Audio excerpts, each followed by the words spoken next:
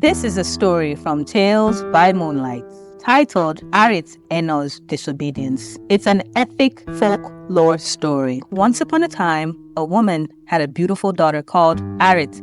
The woman loved her daughter very much, but one thing bothered her about her daughter. Arit did not always obey her. She had always told her daughter never to follow her whenever she was going out, but Arit would not listen. Sometimes, Arit mother would have to trick her daughter by sneaking out of the house. On a big market day, Arit was sure that her mother would go to the market. She was determined to go along without her mother's permission. But Arit did not know the way to the market. She thought and thought of how to find out the way to the market until she came up with a clever plan. She collected some ashes from the fireplace and put it in her mother's shopping basket. As usual, her mother sneaked out of the house so that Arit would not follow her. As her mother walked along to the market, the ashes poured along the road. After her mother had gone, she followed the trail of the ashes to the market. Meanwhile, her mother did not know that Arit had come along. When Arit got to the market, the first person she met was a bad spirit woman. She had come from the spirit world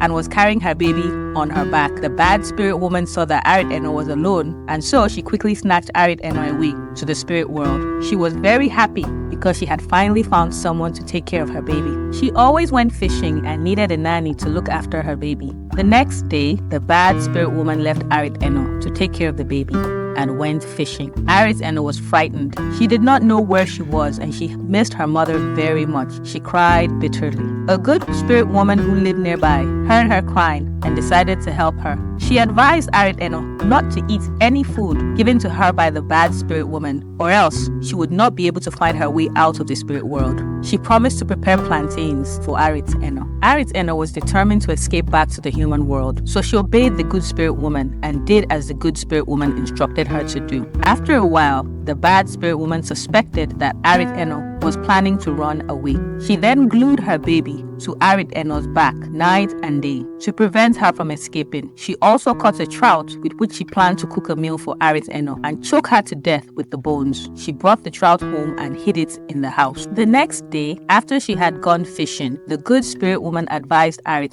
to prepare to leave. Arit protested that she could not escape with the baby strapped on her back. The good spirit woman instructed her to get the trout and poke at the baby with it. When she did this, the baby fell off her back. Then the good spirit woman gave Arit an egg and instructed her to break the egg as soon as she got to her father's compound. She also told Arit that if the bad spirit woman should come after her, each time she heard the bad spirit woman shout, Arit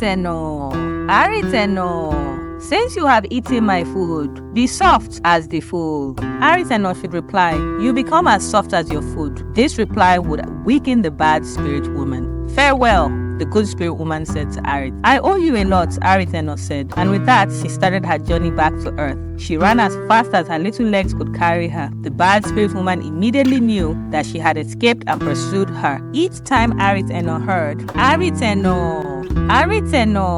since you've eaten my food, be soft as that food. Arit replied, you become as soft as your food. The bad spirit woman got weaker and weaker, but still pursued Arit At last, Arit reached her parents' compound. She broke the egg as the good spirit woman had told her, and the bad spirit woman became blind and could not find Arit She went back to her spirit world singing, Arit I knew you were not eating my food, but I did not act quickly. Arit was happy to be home again with her parents. Obedience to the good spirit woman had saved her life, so she vowed to obey her parents from then on.